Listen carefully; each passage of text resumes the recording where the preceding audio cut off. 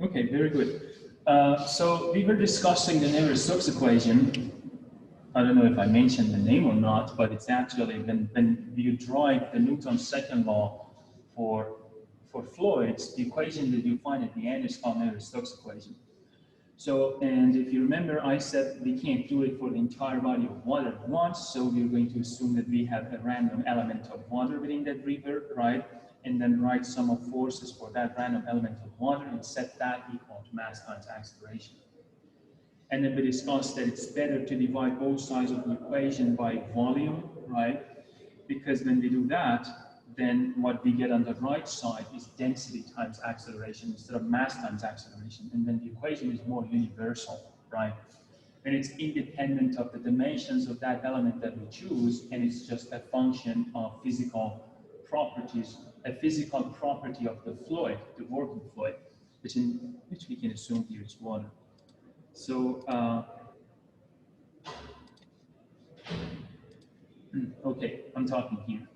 And then I basically substituted the capital F with lowercase f because now it's per unit volume. And I said the unit from now on, instead of Newton, is going to be Newton per meter cube, right? Then I said, let's focus on acceleration. We focused on A, and I told you that velocity is a function of time and the space, which means in the simplest form of coordinate that we can have is x, y, z. And then I said, what makes it a little bit more complicated is that x and y and z are also functions of time, right? So x can change with time, which is velocity in the x direction, and we call it u. Y can change with time, velocity in the y direction, we call it v. And z can change with time, which is velocity in the z direction, and we call it w. Then instead of finding the variation of velocity as a function of time, x, y, and z, I said let's go with a random variable, which is a scalar variable like variable a, instead of working with a velocity v, which is a vector. Then we develop this equation, which is kind of and then I call it the total time derivative of A, and we discussed it, Y, we call it total, Y, we call it time derivative. And then we found the vector form of total time derivative. Here is the vector form of that equation. And then I substituted the variable A with the vector V, velocity, and then I said, here is your acceleration. The first part of this acceleration, this term is called the local term, and the second part is called the convective term. Okay, so we have local term and then the convective term. Let's write that down. So this is the local term.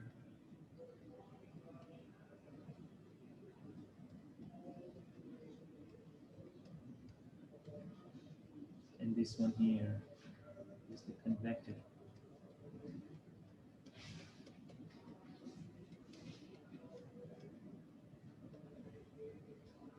Convective term, okay?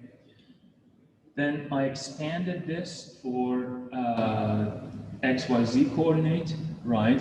And this is what we found for acceleration in x, y, z coordinate. So again, this is the local, and these three terms are convective terms. So these are convective terms up to here, and this one here is the local term. And obviously it's the same for all three directions, right? So for x, the first line is for x direction, is acceleration in the x direction. The second line is acceleration in the y direction. And the third line is acceleration in the z direction. And then I said, okay, now we know the right side, the story of the right side of this equation. We know what's in that A, right? This is the A. And again, x, y, z coordinate. And then I said, now let's pay attention to that sum of forces. And again, F is lowercase f because we've already divided it by volume, it's per unit volume. Then I asked you how many forces do we have in that sum of forces. We can have all kinds of forces, external forces can be present, right? But then there are three general forces that are always there, or if not always, in most cases. The first one is the weight of the fluid, right? Fg. G stands for gravity, obviously. The second one is the force caused by pressure difference. So this is important. You know, don't say force of pressure. It's force caused by pressure difference. It's pressure difference that causes this force, right? We can have pressure, but then the net force of pressure difference can be zero. Okay, if pressure is the same everywhere, then the force caused by pressure can be canceled out, right? But if there is pressure difference in the flow domain, then we are going to have a force caused by pressure difference. And then the third one is the viscous force, which is the force caused by viscosity. And we know viscosity is a physical property that stands for stickiness of the fluid, right? It kinds of it basically represents the friction force within the fluid. So now let's focus on these three. The first one is very easy, okay? Fg, or the weight force, or gravity force.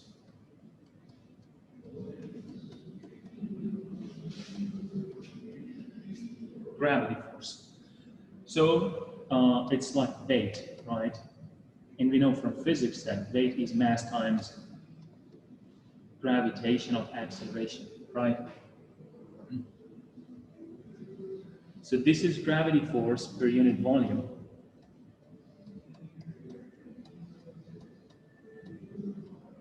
Therefore, if we want to find this Fg, which is gravity force per unit volume, we have to divide weight by volume. So we have to divide mg by volume, and m over v is rho, so it's rho g. So that's it. And again, that g is a vector, so it has three components. So you can write that as, so you can say that Fg, for example, if you want to write it for x, y, z component coordinate, you can say it's rho g in the x direction I plus rho g in the y direction j plus rho g in the z direction k. So that's what you can have, right? If you're writing it for cylindrical coordinate, it's going to be, instead of gx, it's going to be gr.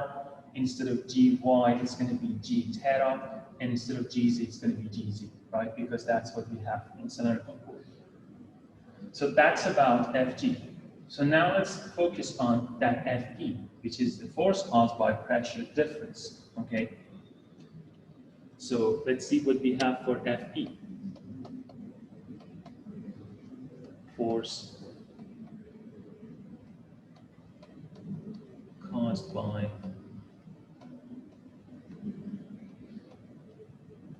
pressure difference.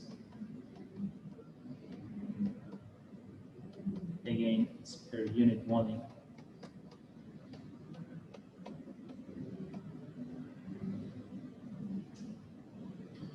So to figure that out, let's assume we have a fluid element like this.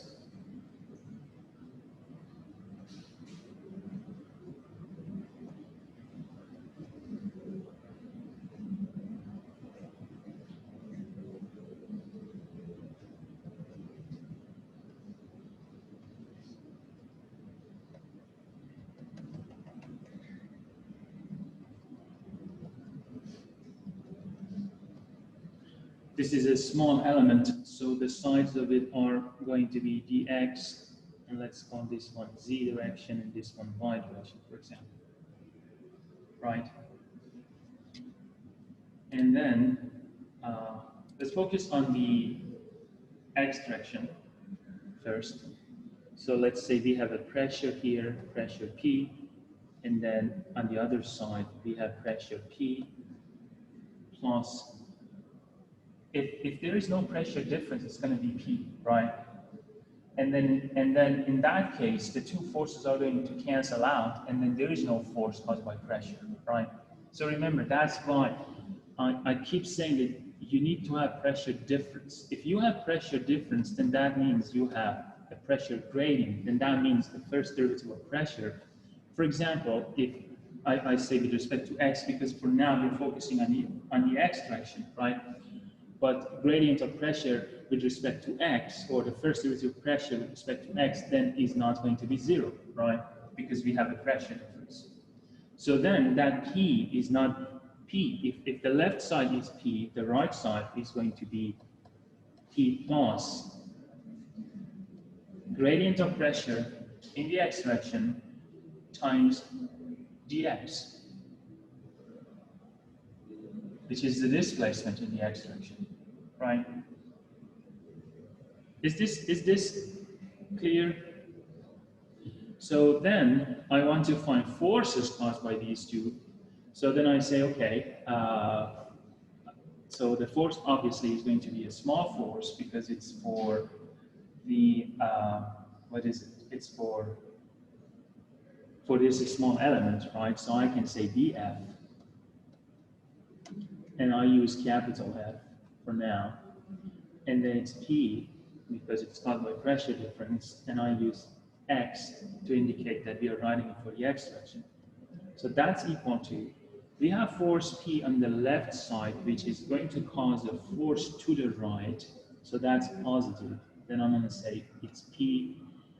So force of pressure is pressure times the area that we have that pressure on, right? So it's P. What is that area? The area on the left is dz times dy, right? That's the area on the side of the cube on the left. So it's dz dy or dy dz, doesn't matter. Dy dz, right? Minus pressure on the right, which is P plus pressure gradient times dx, multiplied by the area on the right. What's the area on the right? It's the same as area on the left, right? It's a cube, so it's dy dz, dy dz. So if you simplify this, we end up with P dy dz minus P dy dz minus pressure gradient dx dy dz. So what's happening to that P dy dz? It's getting canceled out. So you see, it's not the pressure that is causing the force because P is getting canceled out. What is left there for us is the term that's associated with pressure gradient. And that's why I keep saying that it's the pressure difference that causes the force, right? So see what's happening here? So the two terms that are associated with that P are getting canceled. And the term that is left for us is actually the one that's associated with this pressure gradient, because it's pressure gradient or pressure difference that causes the force. So dx, dy, dz, what is that? Dx, dy, dz. That's volume, right? This is kind of like volume.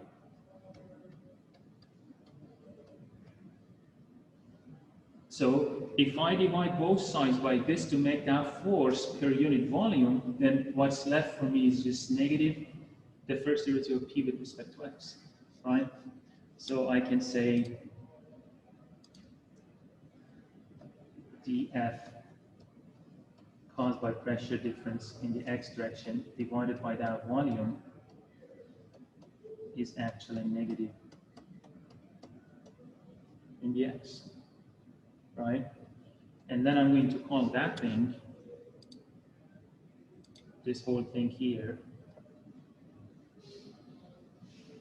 I'm going to call this lowercase f, because now it's per unit volume, right? Caused by pressure difference in the x direction. And that's equal to negative pressure gradient in the x direction. And if you do the same thing for the y, and you do the same thing for the z, you're going to find the same thing. So what you can say is this then. You want to say what happened to the v? Yeah, we can just forget about it, right? So I can say F P is equal to negative gradient of pressure with respect to x, so in the x direction, right? And Fp y is negative gradient of pressure in the y direction, and Fp z in the z direction. the same way that we did the x, we can do for the y and z. So the total force caused by pressure difference, which is a vector, obviously, is going to be negative xi plus, so that negative is back here, right?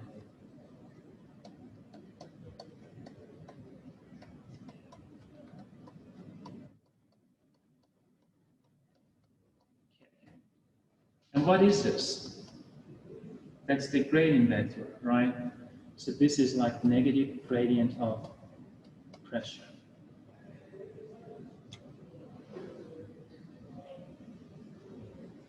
So we took care of gravity force per unit volume here. It's basically that rho g. And here we took care of the force caused by pressure difference, right? Now let's take care of the force caused by viscosity.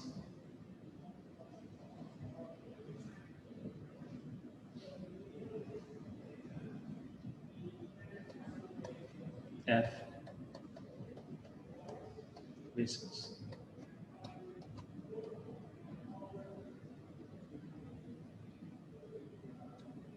So far,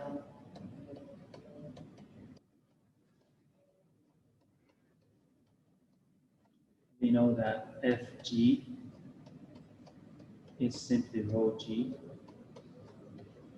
and Fp is negative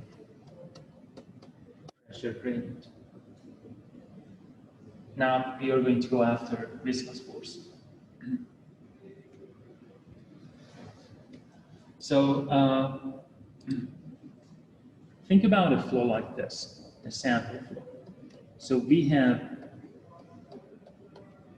the solid floor, and then we have, for example, water flowing over the floor, and that's the surface, for example. That's the free surface. We have the floor. I'm going to pick an element and work on that element, just like what I did here, right? So I'm going to assume that this is dx, this one here is dz, and obviously the other side is going to be dy. I'm not going to draw it, to keep the figure simple. So viscosity is going to cause shear stress, right? And we know that, we show that shear stress by tau, right?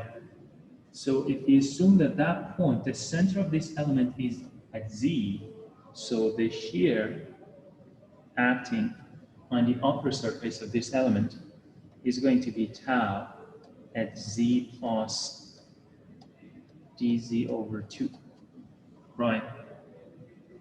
If I assume that the center of that element is z and the thickness of the element is dz, and then we have the reaction of that stress acting on the other side of the element. So I'm going to draw it on the same length.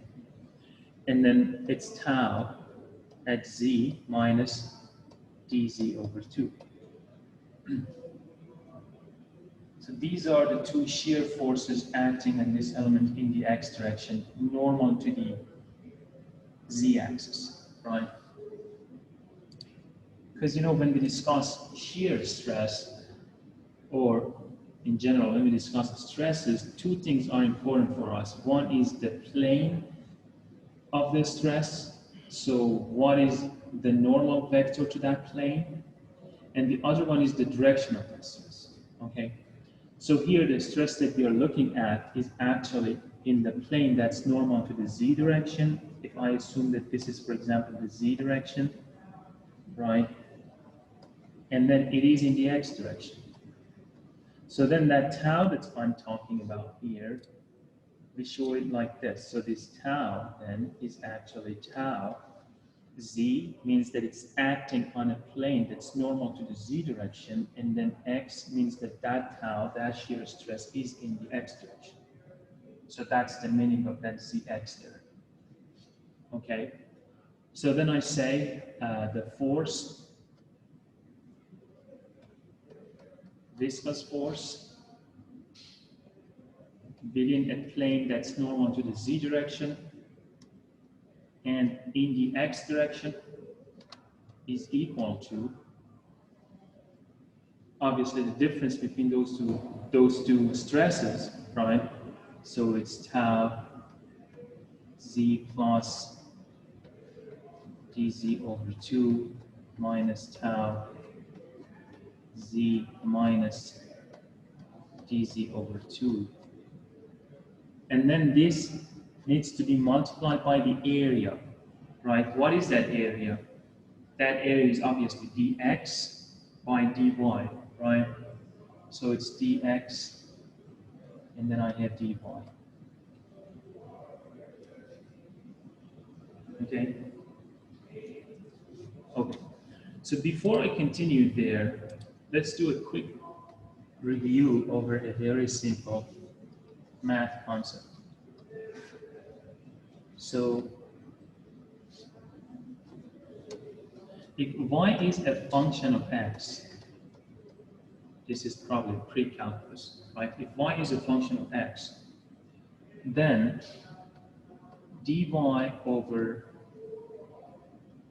df actually over dx, or dy over dx, it doesn't matter because y is equal to f. So dy over dx is equal to f at x plus delta x over 2 minus f at x minus delta x over 2 divided by that delta x is the limit of that thing if that delta x is approaching 0, right? That's the basic definition of the first derivative, right? So you see this thing here, that f at x plus delta x over 2 minus f at x minus delta x over 2. So that thing there, this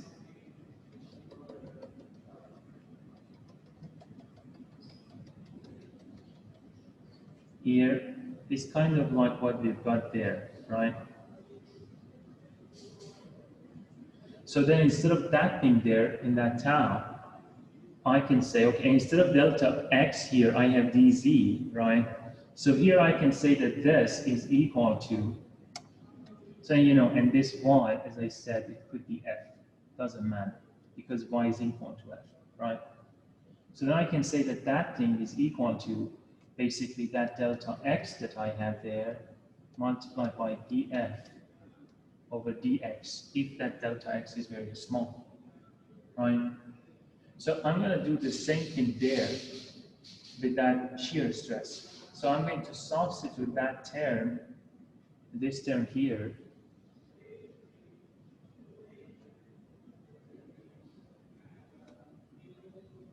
with what? With d tau dz multiplied by dz, right? So I'm going to say F viscous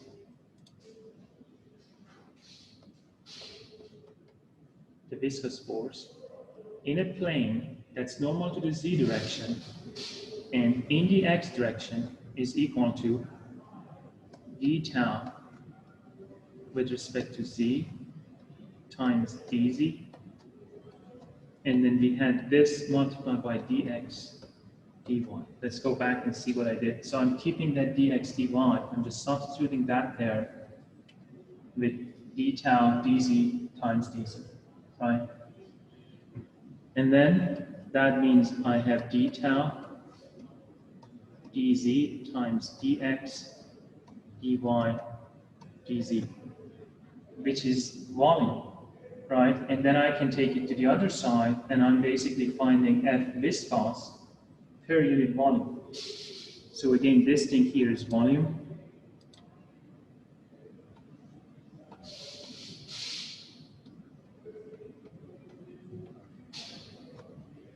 So I'm not simplifying this with that. I'm not canceling them out because then it doesn't help. Now I can take this volume to the other side. So I say,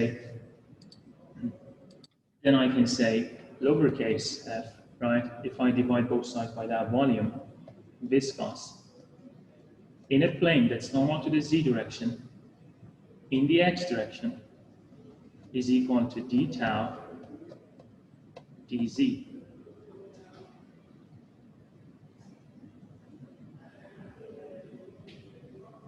And what is this tau? This tau itself, I described it here, right? It's actually shear stress in a plane that's normal to the z direction and in the x direction. So you could carry this zx through your calculation. So this was actually zx, this here is actually zx, and this here we have zx, and then here it's zx, and finally here it's zx. Now let's go back to one of the very earliest slides when I defined the Newtonian fluid, right? So here I said, if the flow is Newtonian, then tau yx is viscosity, right, times velocity in the u direction with respect to y. So now instead of yx, it's zx, so it's going to be viscosity times the first derivative of u with respect to x. Sorry, with respect to z, right? Because it's zx, right? So I'm going to substitute this instead of that tau that I have there. So I say, let's use a different color.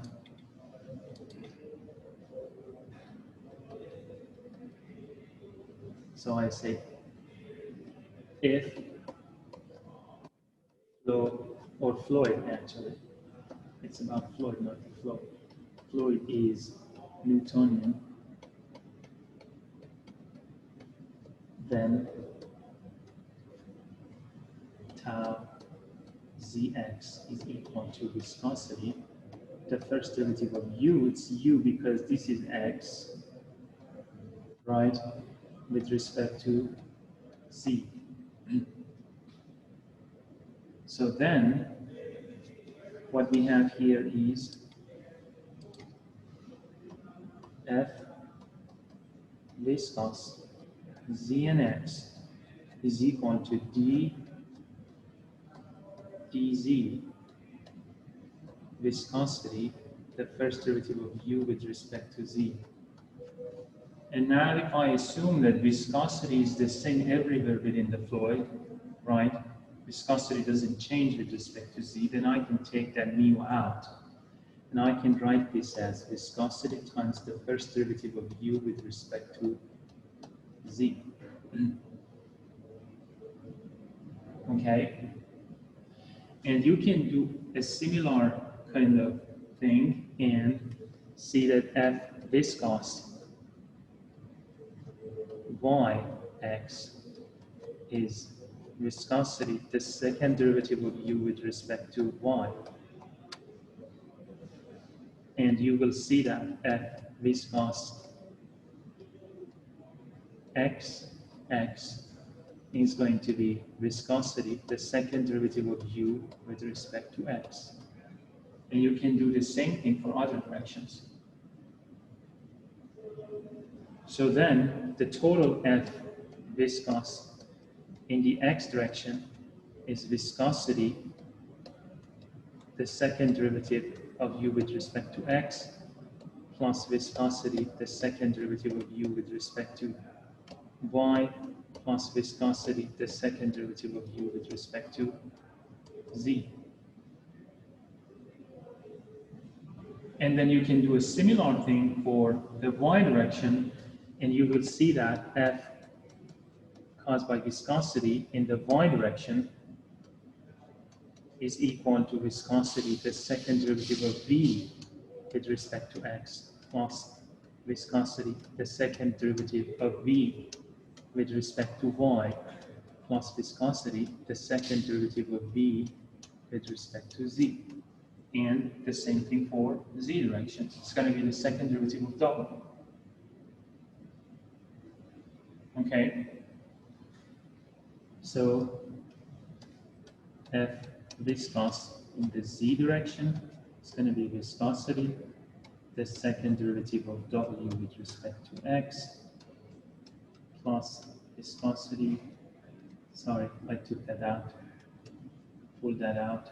The second derivative of y, second derivative of W with respect to z. Okay? Does that make sense? So this is the Laplace operation. This second derivative that we are taking here. So then I can say, oops, sorry.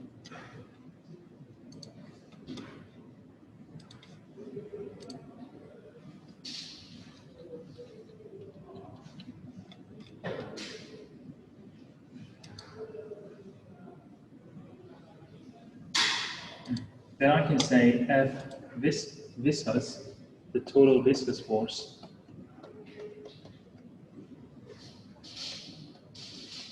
is actually viscosity times the Laplace operation of velocity.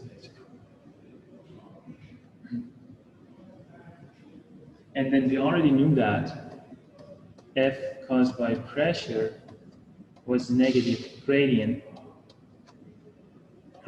of pressure. And we also knew that F caused by gravity, force caused by gravity, is basically rho density times G.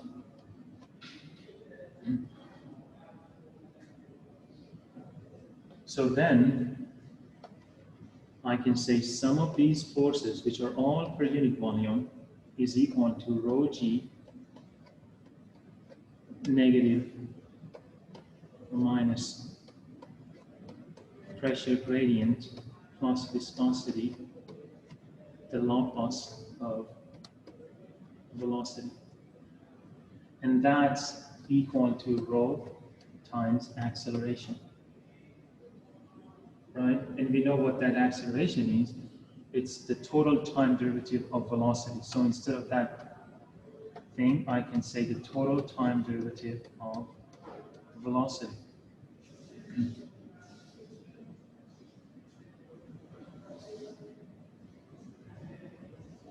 So it's like this. This is basically like sum of forces.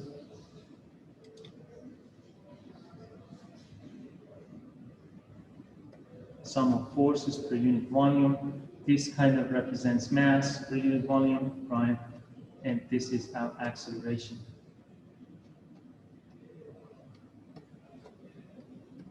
So this is basically Newton's second law, which we call it Navier-Stokes equation, right?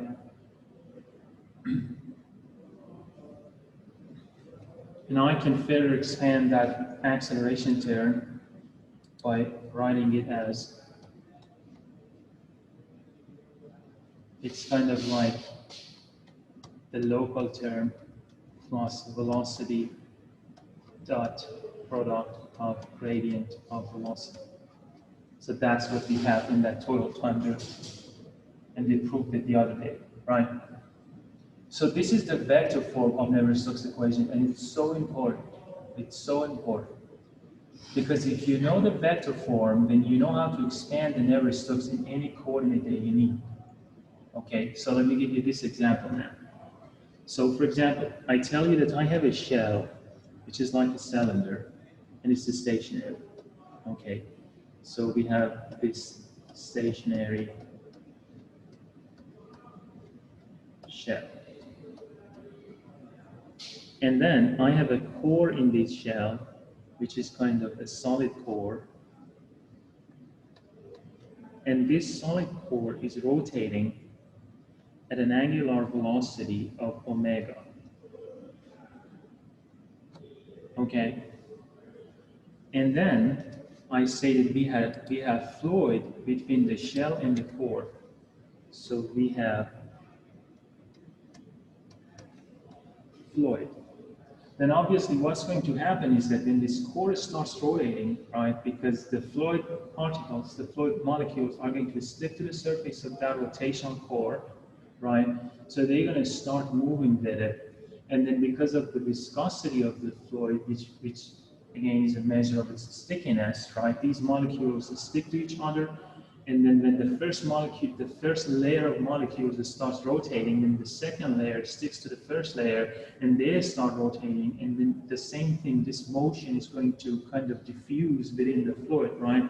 So the whole thing starts rotating and starts moving until we get to the outer edge of our flow domain, which is a stationary shell. And again, fluid molecules are going to stick to that stationary shell, and they are not going to move. So then you see, we are going to have some kind of flow in between these two. Okay, how are we going to use Navier-Stokes equation to find the profile of that flow? And this is what we're going to do now. We're going to use that equation, which we built it in an x, y, z coordinate to solve this problem, which is a cylindrical problem. Okay, but we have to do a lot of preparation before getting to actually solving that problem. Okay. So this is an example.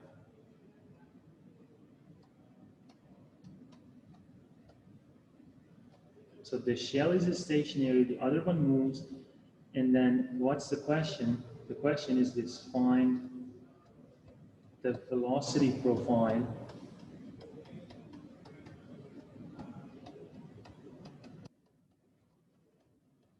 for the flow between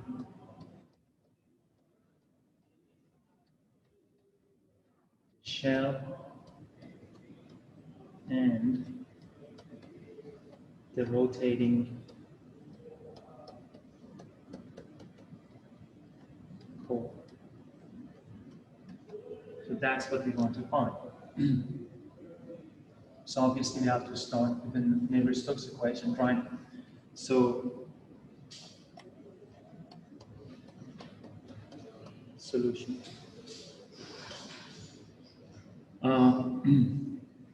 So what's the Navier-Stokes equation? Let's write it down one more time. It's rho g minus gradient of pressure plus viscosity, Laplace operation of velocity is equal to rho times the first derivative of velocity with respect to time plus velocity dot product gradient vector and then velocity. This is the Navier-Stokes equation that we established together, right? So, but I'm not going to assume that velocity is ui plus vj plus wk, because that's not going to help me. This is a cylindrical domain. So I have to assume that velocity is actually equal to vr, er, and that er is the unit vector in the r direction, right? Plus v theta, e theta, plus v z, e z in the cylindrical coordinate. And then let's draw that coordinate that we're using. So let's say if this is a cylinder,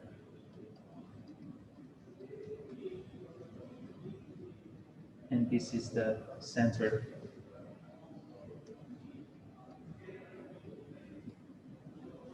then obviously this is going to be our z direction, right? And this is going to be the r. R is the radius here, right? And then what's theta? Theta is basically kind of like this, right?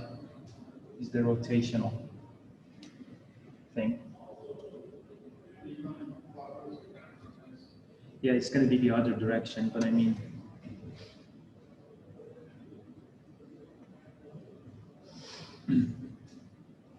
okay. So the thing that you need to know is that, you see, we have that gradient vector there everywhere in the Navier-Stokes equation.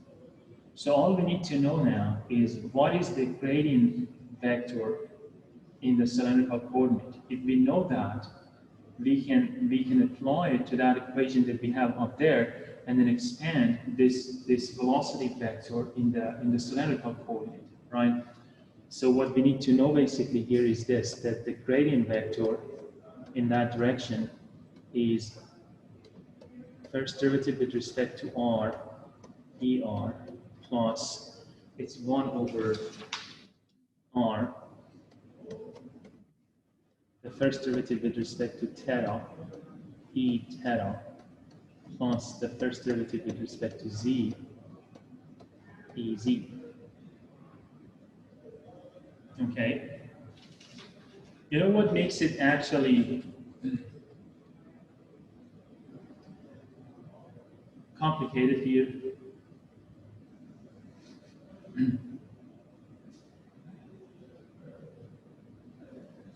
The fact that ER, E theta, and EZ are not constant.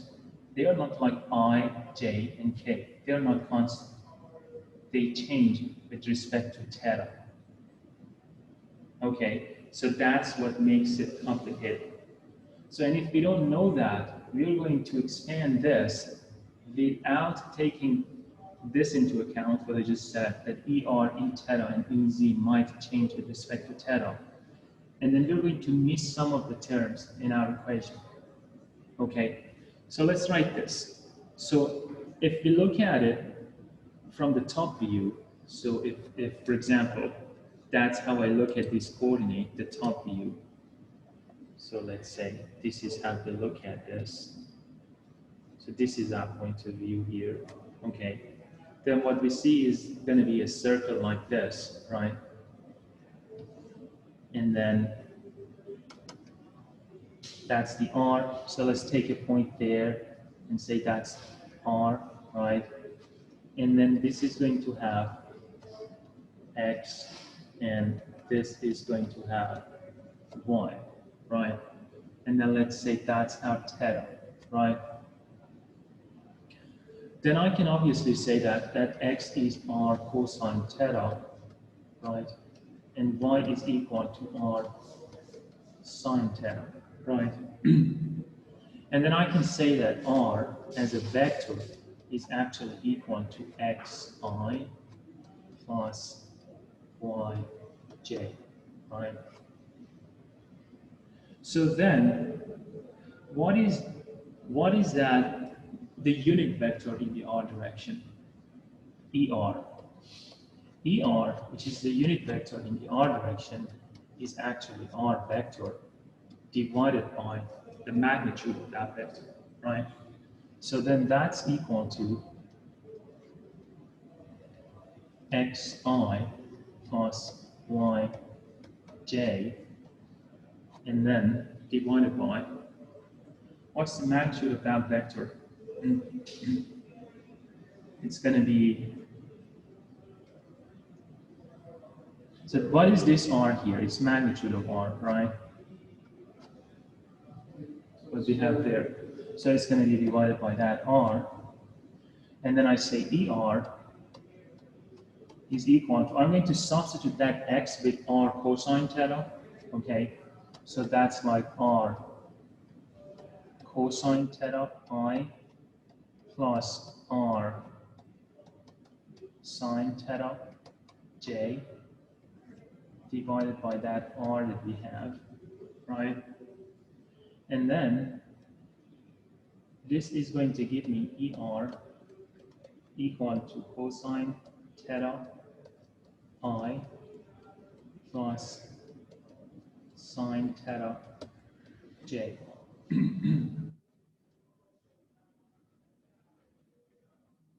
Okay, so you see that what it tells me is that ER is a function of theta.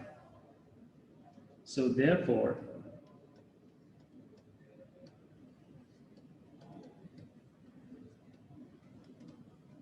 ER, which is the unit vector in the R direction, right, is a function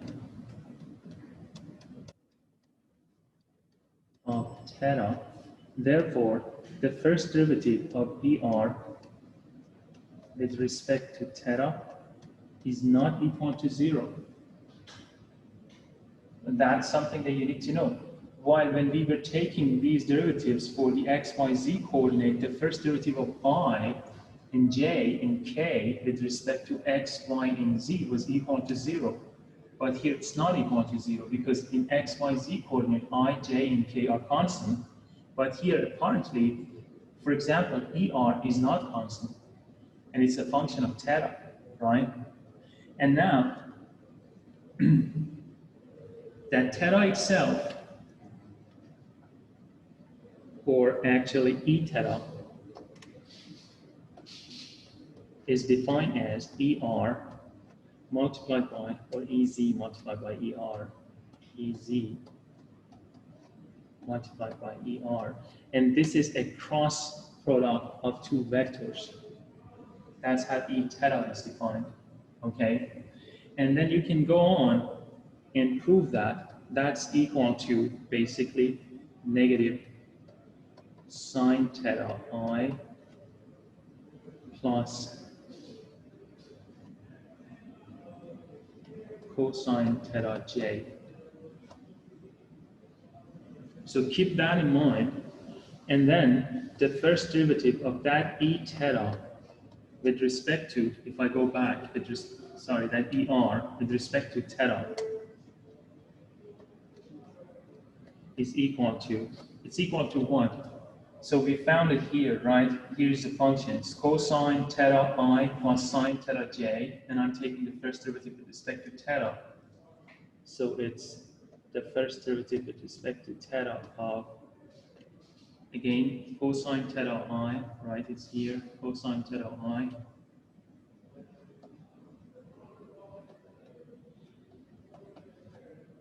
plus sine theta j, right? That's equal to negative sine theta I plus cosine theta j. And this is actually equal to E theta. So that's equal to unit vector in the theta direction. So what we found basically is that ER with respect to theta is equal to unit vector in the theta direction. Okay, so now I'm going to write things down. So I say, so I prove one of them, and then I say the first derivative of unit vector in the r direction with respect to r is equal to the first derivative of unit vector in the theta direction with respect to theta, with respect to r is equal to the first derivative of unit vector in the z direction with respect to r is equal to the first derivative of unit vector in the r direction with respect to theta, and then unit vector in the theta direction with respect to theta, in the z direction with respect to theta, in the r direction with respect to z, in the r direction, in the theta direction with respect to z, and the first derivative of unit vector in the z direction with respect to z is equal to. So we can prove that these are all 0, meaning that these unit vectors do not change with respect to r and do not change with respect to z. They can just change with respect to theta, okay? So this first one, we found it equal to, unit vector equal to, you see, this is what we found here. This one. This last one is also 0, ez, unit vector in the z direction doesn't change with theta. The other one is equal to negative unit vector in the r direction, okay? Knowing this is so important before we get into the Navier-Stokes equation and we expand it for the cylindrical coordinate to be able to solve that equation here. What I want you to do for the next session, this is your first homework assignment, okay, is proving this. I just did one of them, okay? I just did that first one. Prove that the others are 0, okay? And this one is equal to negative ER. It shouldn't take so long. Just to start doing some homework, okay? So this is homework.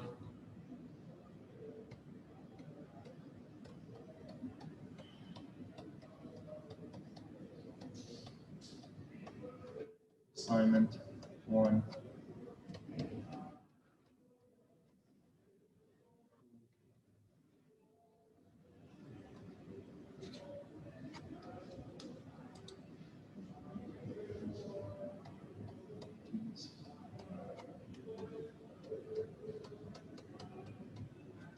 Relationships. I did prove this one, E theta, but I didn't tell you how I got this. So this is also part of that homework assignment, okay? I'll also show that, okay? That how I got that E theta. But I'm giving you this, that's so important. That's an important hint there, that E theta is actually equal to a unit vector in the Z cross product unit vector in the R direction, okay? The reason I want you to do this is that I want you to be engaged before, our next session. So then when I start working with these, so you have a good idea of what's going on, okay? Because if you don't do that, then once I start expanding the Navier-Stokes in the R and theta and Z directions, then it will be very confusing, okay? So I think that's enough for today. So the next day you bring this to the class. I collected in the beginning, or if you don't want to show off, scan it and email it to me. I'll do it in the class. I'll show these things to you. I'll prove it, and then I'll continue the rest of it, okay? But it's very beautiful if we can actually solve this problem from scratch, like what we're doing here now, okay? So, because this is something that we built it together, this is the vector form of Navier-Stokes using the x, y, z coordinate. Now you know how we got that, and you know that the underlying arguments of each term there. So now if we can actually expand it in cylindrical coordinate and then use it to solve this problem, that's going to be beautiful. That's going to give you a very good insight of the Navier-Stokes equation, hopefully, okay? So I think that's enough for today. See you on Monday.